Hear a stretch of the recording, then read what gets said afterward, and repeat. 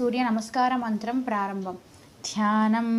ध्येयः सदा सवितुमण्डलमध्यवर्ती नारायणः सरसिजासनसन्निविष्टः केयूरवान् मकरकुण्डवान् किरीटी हारी हिरण्मयपूधृतशङ्खचक्रः नमस्कार मंत्र ओं ह्रां मित्राय नमः ओं ह्रीं रवये नमः ओं ह्रूं सूर्याय नमः ओं ह्रैं रां भानवे नमः